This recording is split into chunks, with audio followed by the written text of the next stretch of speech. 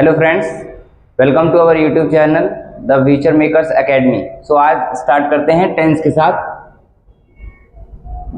जो UP board वालों के लिए सबसे बड़ा सरदर्द था आज से पहले, लेकिन आज के बाद बिल्कुल नहीं रहेगा। टेंस को हिंदी में कहें तो काल कहते हैं। क्या कहते हैं? काल। ठीक है, जो किसको डिनोट करता है? समय को डिनोट करता है। कोई भी एक्शंस, कोई भी काम किस समय पर हो रहा है वो कौन बताता है? हमें टेंस बताता है। कौन बताता है? टेंस। उसी टेंस को हमने 3 टाइप्स में क्लासिफाई किया है, जिसमें पहला है प्रेजेंट टेंस, दूसरा है पास्ट टेंस, तीसरा है फ्यूचर टेंस। पहले तीनों को थोड़ा मोटा मोटा समझ लेते हैं। क्या है ये प्रेजेंट, पास्ट और फ्यूचर? प्रेजेंट टेंस उस समय की एक्शंस को बताता है जो अभी आपके सामने हाल फिलहाल में हो रही हैं या चल रही हैं। ठीक है, जो अभी आपके सामने है। पास्ट टेंस उन एक्शंस को बताता है, उन क्रियाओं को बताता है, उन क्रियाओं के बारे में बताता है जो हो चुकी हैं, खत्म हो चुकी हैं बिल्कुल। ठीक है। फ्यूचर टेंस उस समय के बारे में बताता है या उन काम के बारे में बताता है, उन एक्शंस के बारे में बताता है जो होने वाली हैं, जो भविष्य में होने वाली हैं। ठीक है, वो फ्यूचर टेंस होता है। हर एक के 4 काइंड होते हैं, ये बात ध्यान रखिए। प्रेजेंट के भी 4, पास्ट के भी 4 और फ्यूचर के भी। कौन कौन से? एक तो पहली दुकान प्रेजेंट की, प्रेजेंट इंडेफिनिट। दूसरा कंटिन्यूअस, तीसरा परफेक्ट, और चौथा कौन सा है? Perfect continuous.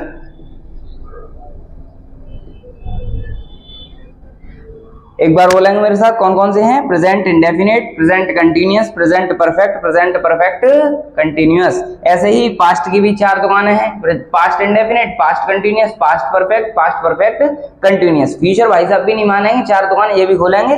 Future indefinite, future continuous, future perfect continuous. तो टोटल कितने टेंस हो गए? टोटल हो गए 12 टेंस। टोटल कितने हो गए? 12 टेंस। ठीक है, तो एक एक करके स्टार्ट करते हैं। प्रेजेंट टेंस के साथ स्टार्ट करते हैं सबसे पहले।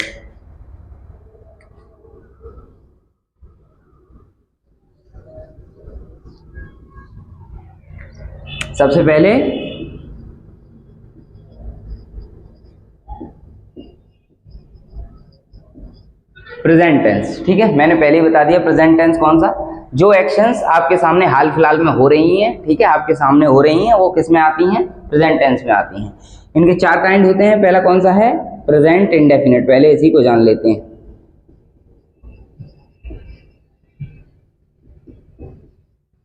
तो पहली मुलाकात प्रेजेंट इंडेफिनिट के साथ। ठीक है, आपने पढ़ा होगा, इसकी पहचान पढ़ी होगी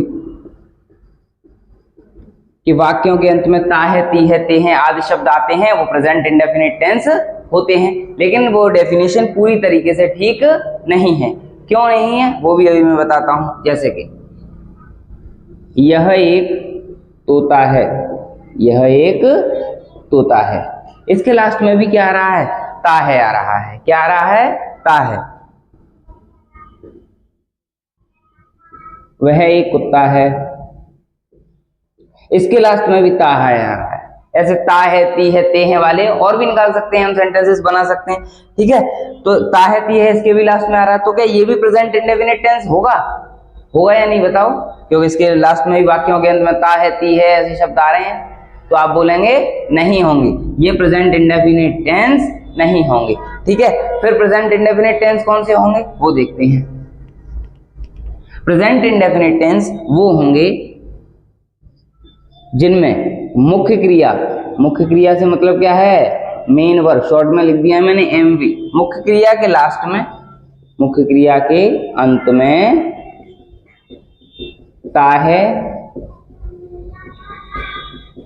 ती है, ते हैं आदि शब्द आते हैं, आदि शब्द आते हैं, उसे प्रेजेंट इंडेफिनिट टेंस कहते हैं।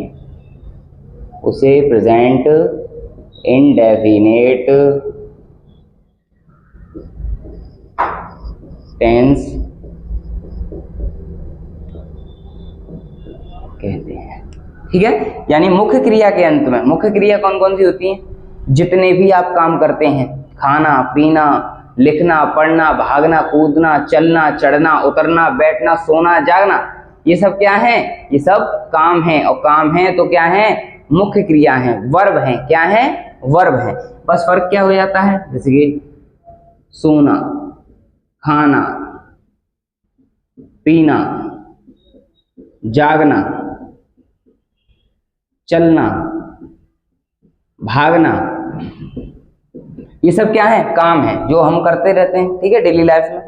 सोना, खाना, पीना, भागना, कूदना, चलना, ठीक है, ये सब क्या है? वर्ब है। लेकिन जब प्रेजेंट इंडेफिनिट में इनका इस्तेमाल होता है तो बस ये ना किस में बदल जाता है? ता या फिर ती में, ठीक है, ता या फिर ती में। खाना का क्या हो जाएगा? खाता हो सकता है, खाती हो सकता है। तो जब ये ऐसे इस्तेमाल होने लग जाएंगे, यानी इनके लास्ट में ता ती ते ऐसे शब्द आने लग जाएंगे, तो ये किस टेंस को बिलोंग करेंगे? प्रेजेंट इंडेफिनिट टेंस को बिलोंग करेंगे। प्रेजेंट इंडेफिनिट टेंस की पहचान आई समझ में या नहीं? जिन मुख्य क्रिया के अंत में ता है ती है आई, तो कौन सा टेंस होगा? प्रेजेंट इंडेफिनिट टेंस होगा। एक दो एग्जांपल देख लेते हैं, बहुत ही कॉमन सा एग्जांपल है, यहीं पर लिख देता हूं, ठीक है। राम आगरा जाता है, राम आगरा जाता है। पहले तो इसमें बताओ वर्ब क्या है? मुख्य क्रिया यानी कि मेन वर्ब क्या है? मेन वर्ब मतलब जो भी काम हो रहा है। काम क्या हो रहा है इसमें? जाने का, जाने का काम हो रहा है। जाने का, किसका काम हो रहा है? जाने का। जब ये जाना जाता की और इस्तेमाल जाता की जैसे इस्तेमाल हुआ तो एक किस टेंस को बिलोंग करेगा? प्रेजेंट इंडेफिनिट को, ठीक है। तो एक कौन सा टेंस है पहले तो ये बताओ? प्रेजेंट इंडेफिनिट टेंस है, ठीक है। तो वर्ब क्या है इसमें? मेन वर्ब क्या है? जाना, ठीक है। वर्ब पहचानना सीख गए, ठीक है। इसके लास्ट में क्या आ रहा है? मेन वर्ब के लास्ट में ता है आ रहा है, तो ये कौन सा टेंस है? Present indefinite tense. Present indefinite tense पहचानना सीख गए। अब आगे इंग्लिश सीखते हैं, इंग्लिश कैसे बनाएंगे। उसके लिए 4-5 रूल सीखेंगे हम, ठीक है। उन रूल्स को यहीं लिख देते हैं, ठीक।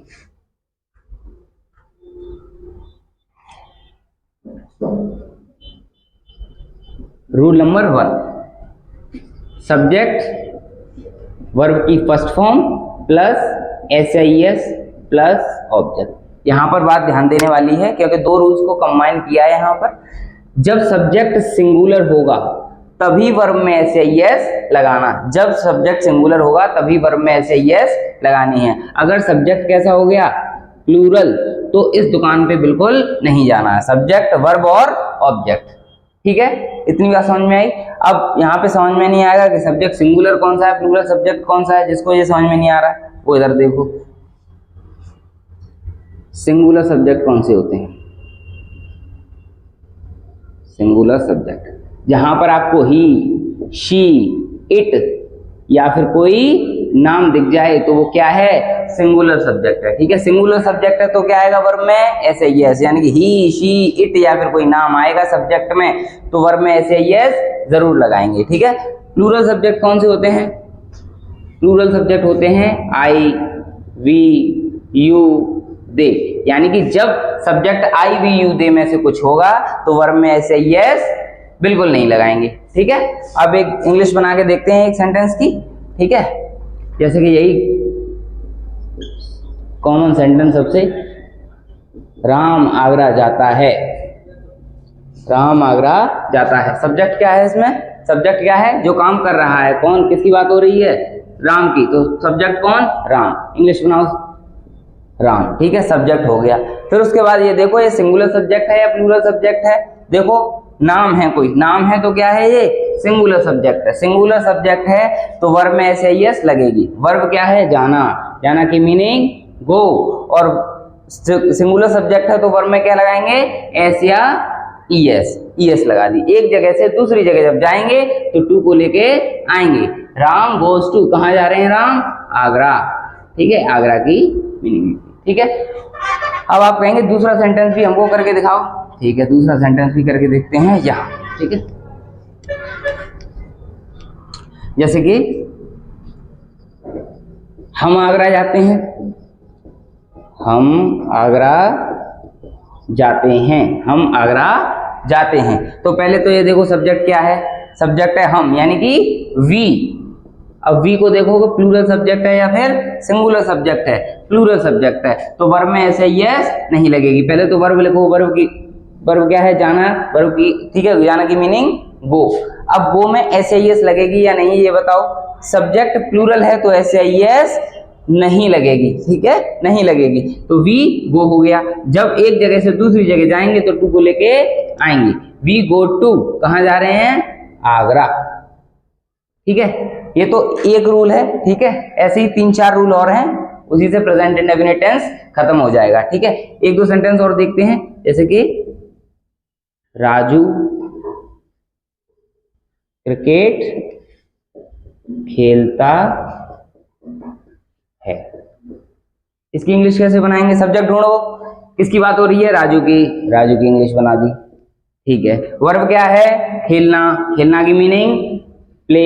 अब ये देखो सब्जेक्ट सिंगुलर था या प्लूरल था, सब्जेक्ट कोई नाम था यानी कि सिंगुलर था, तो राजू प्ले। अब सिंगुलर सब्जेक्ट है तो वर्ब में ऐसे यस लगाएंगे, क्या लगा देंगे, एस लगा देंगे। राजू प्लेज, क्या खेल रहे हैं राजू, क्रिकेट, तो क्रिकेट हो गया सेंटेंस। यानी सब्जेक्ट लिखा, वर्ब लिखा, अगर सब्जेक्ट सिंगुलर है तो उसमें ऐसे यस लगाया और ऑब्जेक्ट लिख दिया क्रिकेट। अब कुछ को ये समझ में नहीं आ रहा होगा कि एस कहाँ लगाएं, ईएस कहाँ लगाएं, तो उनके लिए नोट डाल के लिखिए।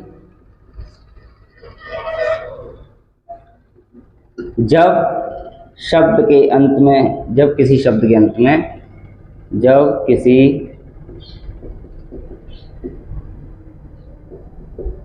शब्द के अंत में S, double S, S H, C H, O, X या जेड आई, तो उसका प्लूरल बनाने के लिए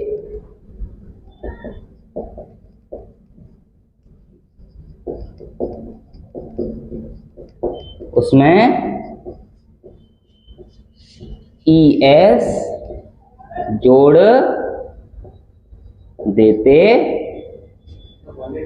हैं, ठीक है, क्योंकि गो के लास्ट में क्या था, ओ था, तो क्या लगा देंगे प्लूरल बनाने के लिए ईएस, इसीलिए क्या लगा दिया था, ईएस लगा दिया था। और कुछ अगर इनमें से ना मिले तो क्या लगा दो, एस लगा दो, ठीक है। ये प्रेजेंट इंडेफिनिट का फर्स्ट रूल था, ऐसे 3-4 रूल और हैं और प्रेजेंट इंडेफिनिट टेंस का खात्मा हो जाएगा, ठीक है। और ऐसे ही इंग्लिश के साथ हम ये जंग जरूर जीत लेंगे। Thank you.